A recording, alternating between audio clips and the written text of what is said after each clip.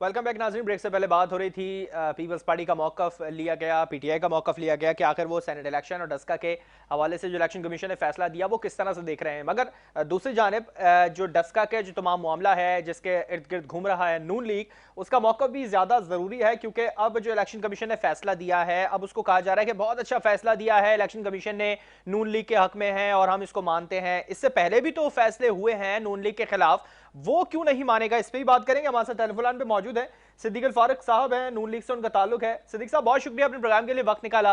क्या कहेंगे? सबसे पहले मैं डस्का के ऊपर अगर बात करूं तो इलेक्शन कमीशन ने जो आज फैसला दिया है बहुत अच्छा फैसला नून लीग के हवाले से है, नून लीग के हक में है। पहले जो होने वाले फैसले और अब के फैसले में क्या फर्क नजर आ रहा है, क्या सूरत हाल रही? इलेक्शन कमीशन अब बहुत अच्छा हो गया नून लीग के लिए। बिस्मिल्लाहिर्रहमानिर्रहीम। जी। बहुत शुक्रिया। देखिए, मुस्लिम लीग नून आइन और कानून के साथ खड़ी है हम्म। और जब कोई भी मुकदमा, कोई पटिशन, कोई दरख्वास्त दी जाती है हम्म। तो दरख्वास्त देने वाला रिलीफ लेने के लिए अदालत में जाता है। सही। उसे रिलीफ मिल जाता है तो वो खुश होता है, हम्म। रिलीफ नहीं मिलता तो वो नाराज होता है, उस पर अपील के लिए चला जाता है। लेकिन नाजायज रिलीफ नहीं मांगना, और हम्म। हम नाजायज रिलीफ नहीं मांगते। अच्छा, अब आपने वो डस्का की नाजायज नहीं बात था की। सिद्दीक साहब के पहले 20 हलकों में पोलिंग कराई जाए, फिर पूरे हलके में कराई जाए, पूरे एनए में कराई जाए, तो क्या ये ज्यादती नहीं थी फिर? देखिए, पहली बात तो ये है कि हम्म। हमारे लोगों ने, वहां मौजूद कुछ लोग थे, उन्होंने 20 हलकों की बात की, लेकिन बुनियादी तौर पर हम्म। क्योंकि पूरे हलके का माहौल खराब कर दिया गया था फायरिंग हम्म। करके, हम्म। डीएसपी जिसको इलेक्शन कमीशन ने कहा कि इसको बदला दें, ये हम्म। पार्टी बना हुआ है, सही। तो उसको नहीं बदलाया गया। और जब बदलाया तो फिर इंतजामी मामलात में नाम बदल के दोबारा ले आए। इसका मतलब यह है कि इलेक्शन कमीशन के अहकामात की भी खिलाफ वर्जी थी। हम्म। फिर आपको मालूम है कि इतने बड़े जो रिटर्निंग ऑफिसर्स हैं वो अगवा हो गए, पता ही नहीं चला, सही। मोबाइल बंद हैं, राब्ते खुद चीफ इलेक्शन कमीशन करने की कोशिश कर रहे हैं और 3 बजे तक राब्ते ही नहीं हो रहे सुबह तक। ये तमाम चीजों ने पूरे इंतखाबात, फिर कत्ल हो गए, फिर उसके बाद फायरिंग मैंने आपके सामने, हम्म। और इसके अलावा दरवाजे लोग जो है खटखटा रहे हैं और पोलिंग स्टेशन जो है बंद हैं, खोल नहीं रहे। इन सारी चीजों ने पूरे हलके का माहौल खराब कर दिया। हम्म। और जो माहौल आजादाना, मुनसिफाना और गैर जानिबदाराना इलेक्शन के लिए होना चाहिए, हम्म। जिसमें वोटर पूरी आजादी से, एतमाद से, पूरे नहीं, तहफ़्फ़ुज़ के होना साथ चाहिए। जाकर हम भी वोट ये दे कहते हैं सके, कि वो नहीं पूरी है। आज़ादी से, पूरी कानून के मुताबिक, आइन के मुताबिक होने चाहिए। मैं सवाल ये कर रहा था कि पहले सिर्फ 20 हलकों की बात हो रही थी, फिर पूरे एनए में इस करने की बात हो गई इलेक्शन, तो ऐसे अचानक फैसला लिया गया, बगैर मुशावरत के लिया गया, जल्दबाजी में कर दिया था कोई फैसला? देखिए, बाज़ औक़ात मौके पर मौजूद एक आदमी ने 20 ही उसने बात की, हम्म। लेकिन जब 2-4 या पार्टी की लीडरशिप बैठती है, सारी चीज़ का जायजा लेती है, हम्म। तो उस वक्त फिर समझ आती है कि नहीं नहीं, ये तो तमाम पूरे इस हल्के के इंतखाबात को ही तबाह कर दिया गया सही। है। तो जो मुतफिका राय सामने आई हम्म। और जो हमारे वकील ने केस पेश किया और जो सवालात इलेक्शन कमीशन ने उठाए, उसके नतीजे में ये फैसला आया है। और हम समझते हैं कि ये कानून के मुताबिक, आइन के मुताबिक है। हम्म। रह गई बात हम्म। दूसरे फैसले की, आप परवेज रशीद साहब और फैसल वाउडा साहब के हवाले से, तो उस पर हमें एतराज है। हम्म। उसमें अपना परवेज रशीद साहब हाई कोर्ट भी गए, नहीं उनकी बात सुनी गई, तो ठीक है, फिर हमें अदालत का फैसला दोबारा मानना है। चलिए, ये तो हर पार्टी का हक है, अगर उनके खिलाफ फैसला जा रहा है तो जाया जाए अदालत से, क्यों नहीं जाया जाए, बिल्कुल हक है उनका। लेकिन एक तरफ इस चीज़ को कहना है कि वो इदारे करप्ट हो चुके हैं, उन्हें वो इदारे नाअहल हो चुके हैं, और फिर वो इदारे अगर आपके हक में फैसला कर दें तो वो इदारे बहुत अच्छे हो जाते हैं। आज नून लीग के लिए इलेक्शन कमीशन इतना मोतबर इदारा हो गया कि उसने आइन और कानून के मुताबिक फैसला दिया है। अगर इदारे सुधर जाएं हम्म। और इदारों को अपने किरदार का हम्म। और अपनी जिम्मेदारियों का एहसास हो जाए, तो सुबह का भूला शाम को घर आ जाए, तो फिर हम अच्छा ही तो आप कहेंगे। समझते हैं कि नून लीग के दौर में जो हुआ था, इलेक्शन कमीशन ने जो किया था, वो उस वक्त भूली भटकी थी और आज वो सुधर चुकी है?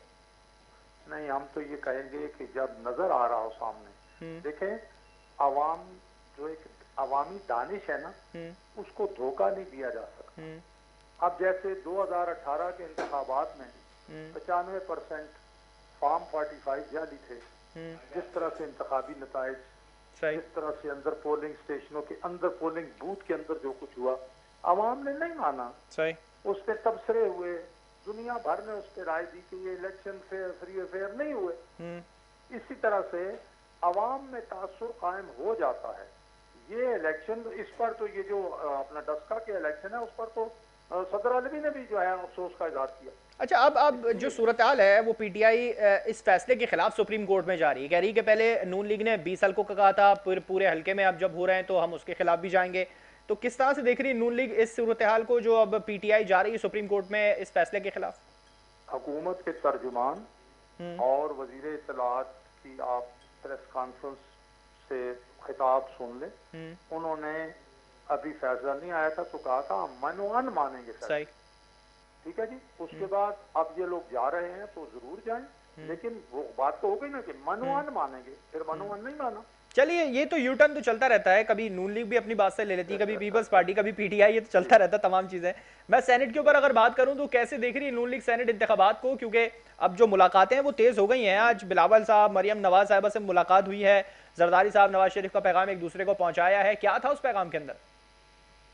वो तो मैं वहां मौजूद नहीं था जी, लेकिन हम बहरहाल जमहूरी जिद्दोजहद करने वाले और आइन के जो अपना है ना अमलदारी, उसके लिए जिद्दोजहद करने वाले लोग हैं। इसीलिए पीडीएम बना है कि हर इदारा, हर पाकिस्तानी और हर गवर्नमेंट ऑफ पाकिस्तान के रियासत पाकिस्तान का मुलाजिम आइन के अंदर अपना किरदार देखे, वही अदा करे और आइन से ही रोशनी हासिल करे। इसी के लिए हम ये जिद्दोजहद कर रहे हैं। ठीक है, जिद्दोजहद कर रहे हैं। अब नवाज शरीफ साहब के बहुत करीबी हैं जरदारी साहब, उन्होंने सिंध में दावा किया है कि हम 10 सीटें लेंगे, क्लीन स्वीप करेंगे हल्के बाला के सीटों पे, तो पीटीआई को शिकस्त होगी। तो क्या आप समझते हैं कि वो एक सूबे के अंदर 10 सीटें बड़ी आसानी से ले जाएंगे, वहां पर हॉर्स ट्रेडिंग नहीं होती हुई दिखाई दे?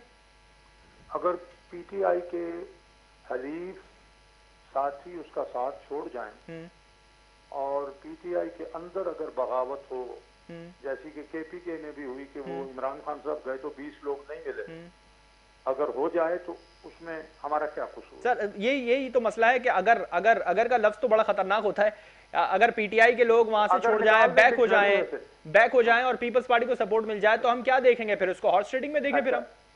पहली बात तो ये है कि आप अगर डिक्शनरी से निकाल दें ताकि मैं इस्तेमाल ही ना करूं। सर, अगर का सवाल, अगर का जो लफ्ज है वो पॉलिटिक्स के अंदर बहुत ही स्ट्रांग मौकफ रखता है अपना। अगर का लफ्ज मामलात इफ्स एंड बट्स अंग्रेजी में कहते हैं, उनसे आगे बढ़ते हैं। तो अगर की शर्त ये है, ये एक बड़ी माकूल बात है, ये देखिए ना, पार्टी की लीडरशिप का ये काम है कि पार्टी के अंदर भी फैसले जो हैं वो अच्छी तरह से करे, आदिलाना करे।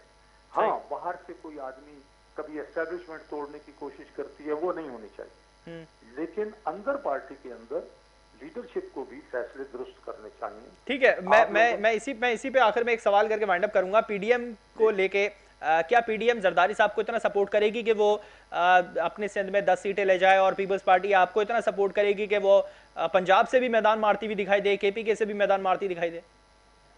हम आइन और जमहूरियत के अंदर रहते हुए अगर कोई जमीर का वोट देता है, अगर पीटीआई की लोग बगावत करके अलग होके वो अपना मर्जी से वोट देते हैं, तो उसमें मैं समझता हूँ हमारा कोई कसूर नहीं। फिर हॉर्स ट्रेडिंग की आवाज नहीं उठेगी जी? फिर हॉर्स ट्रेडिंग की आवाज नहीं उठेगी इस मामले पे? फिर हॉर्स ट्रेडिंग की अगर आवाज उठेगी, ये आवाज ना उठती और ये हॉर्स ट्रेडिंग कभी ना होती अगर इमरान खान, जिन्होंने अपने 20 मेंबरों का नाम एक एक गिन के कहा कि 20 हो गए और कहा कि हम इनको निकाल रहे हैं, फिर उनको बुलाया, फिर उनमें एक को वजीर बना दिया, हालांकि कानून के मुताबिक जब इनके पास वीडियो थी उनको 3 साल की। अच्छा, जो सेनेट इलेक्शन है ओपन बैलेट या सीक्रेसी से, अब जो भी होंगे फैसला पार्लियामेंट करेगी।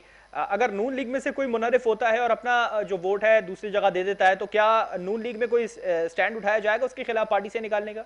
देखिए, मैं ये समझता हूँ कि पार्टी के फैसलों की खिलाफवर्जी नहीं होनी चाहिए, लेकिन साथ ही पार्टी की क़यादत को फैसले भी दुरुस्त करने चाहिए। लेकिन मैं जो बात, एक जुमला कह रहा कि अगर इमरान खान उस वक्त उन लोगों को अदालत से, सर यही तो आ गया ना, अगर का लफ्ज आ गया ना, अभी आपने कहा डिक्शनरी में से अगर का लफ्ज निकाल दें। मेरी बात सुन लीजिए ना, उनका सबूत मौजूद है। हो सकता है हमारे पास सबूत ना हो, सबूत अगर हमारे पास आएगा तो हम भी सजा दिलवाएंगे। लेकिन अगर इमरान खान 20 को 3 साल की सजा दिलवा देते, उन्हें नायल करार दिलवा देते, तो मेरा ये ख्याल है कि अब ये हार्स ट्रेडिंग की बात ना हो। चलिए, अगर कहीं तो लफ्ज है, अगर वो करवा देते तो कुछ का कुछ होता, तो पॉलिटिक्स अगर के ऊपर ही तो ज्यादातर बैलेंस कर दी। बहुत शुक्रिया सिद्दीकुल फारिक साहब, आपने प्रोग्राम के लिए वक्त निकाला। अगर कहीं लफ्ज है तो अगर के साथ ये भी होता है कि अगर तमाम चीज़ों पर अच्छे फैसले कर लिए जाते तो पाकिस्तान ज़्यादा अच्छे तरीके से चलता। अगर सेनेट इंतखाबात में तमाम चीज़ों को बेहतर तरीके से लेके चलते तो आने वाला फैसला भी ज़्यादा अच्छा हमें नज़र आ रहा होता। अगर पार्टी पॉलिसी ज़्यादा अच्छी होती तो लोग मुनरफ नहीं होते। या अगर का लफ्ज़ ही बहुत ज़्यादा इंपॉर्टेंट है। और दूसरी जानिब क्या खान साहब लोगों को बचाने के साथ साथ उनकी करप्शन भी छुपाने के लिए लगे हुए हैं? ये सेनेट इलेक्शन जो होने जा रहे हैं, ये इस बात का सबूत होगा आने वाला इसका रिजल्ट के आया किसने अपने नुमाइंदों को या अपने अरकान को करप्शन से और तमाम सजा से बचाया है। और इस पर बहुत सारे सवालात आने वाले वक्त में जन्म ले सकते हैं। प्रोग्राम का वक्त खत्म हुआ। मुझे और मेरी पूरी टीम को दीजिए इजाजत। अल्लाह हाफिज।